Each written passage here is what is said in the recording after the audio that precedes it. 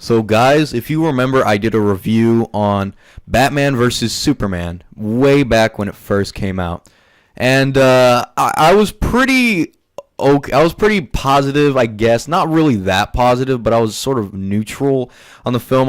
There's a lot of things I didn't like, but also a lot of things I did like about it. It was very confusing.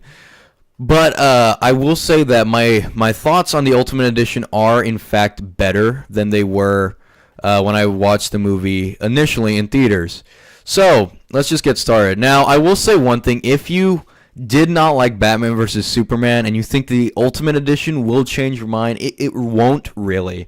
Honestly, like it's really not going to change your mind. If you did not like the film, then this will probably not do much for you.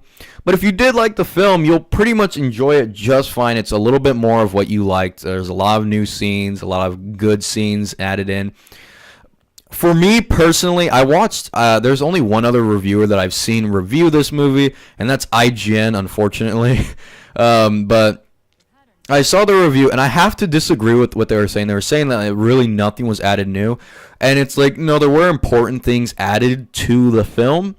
For instance, there's a whole like section of Superman's story just completely taken out of this film, and it was hard to watch because I was just like, why didn't they keep this in the movie? In fact, I put that on Twitter. If you don't follow me on Twitter, go follow me there. You'll get news early. But yeah, I just completely just wondered, why didn't they put this in the theatrical release? And I just couldn't figure it out. And what it does is it actually establishes Superman's motivation and fleshes it out a little bit more. It shows more of what Batman's doing, how brutal he is. In the original movie, they just sort of inferred that. Here, they more show what's going on. And I did appreciate this. This was probably my favorite part of the movie. Just like they actually gave Superman's motivation to actually go after Batman. It's not the best. Don't get me wrong. It's nothing like the comics. It's not the best way to tell the story. But at least I know now that they tried. Before it was just sort of pissing me off how they didn't do anything for Superman. At least now I know they did, except that they just charged me more for it, pretty much. Let's see. There are some new Batman scenes in here, but they're really not that many. It's really just a few extra seconds to action scenes, and then a little bit of Bruce Wayne. But honestly, they're really pointless. Especially one scene that I swear Joel Schumacher shot himself, because it's. I remember Ben and I actually joked about this on our Doom series, saying like, oh, they're gonna have Wonder Woman naked or Lois Lane naked, and it's like, well, they do kind of have nudity in this movie, and it's all with Bruce Wayne. You get to see him go into the shower, which is this really pointless scene, and you're left wondering like, why didn't they just take this out of the movie altogether, or why did they film this to begin with? It's just a really weird scene. I don't know why they added it.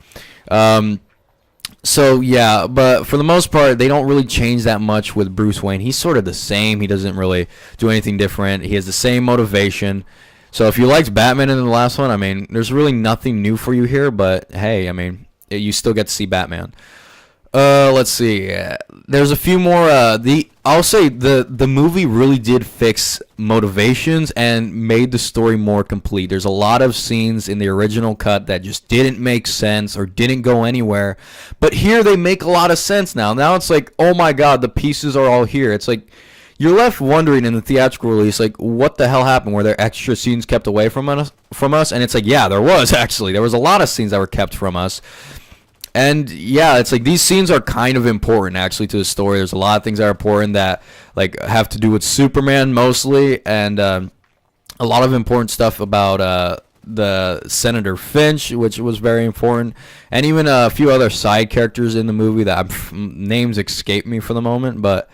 Yeah, there's some things in here that do make sense to add back in. Now, there are a lot of pointless scenes. There's a lot of scenes that just feel like they're just putting it in there to make the movie longer. That's it.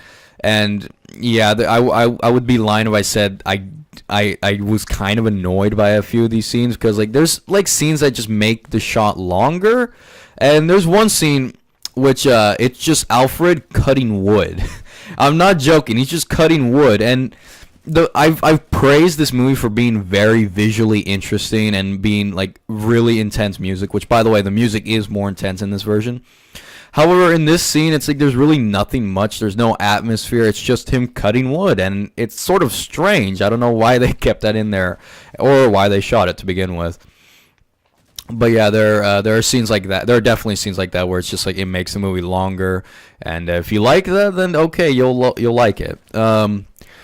There's okay, so this movie's rated R, and this is one. It's very pointless to have it rated R. Like the rated R elements, it's just sort of they just add blood. It looks like they just added blood in the movie. It doesn't even look like this was originally what they wanted. It just looks like they were like, oh, we want more violence in this film, and then that was it. I was very confused why they decided to do that. Like make it rated R. Like I don't get why it has to be rated R, but you know whatever. There's a lot of there's some like blood. It's just sort of CGI blood. There's really nothing special. There's some scenes where it actually works, the blood, but for the most part it's like okay, just like more power to you guys for adding that. There are scenes that do actually have more emotion. The death of Superman, which I'm not really spoiling much. This is a spoiler section, by the way. I'm gonna put that in the title, but the death of Superman actually has more of an impact on the world than it did before, which I'm thankful for.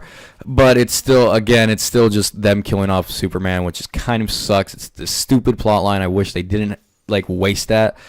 But you know what can I do? Let's see. So yeah, that's sort of that. They fixed some emotional scenes. The movie's heavy on emotions, just how it was in the theater, except here it's more so.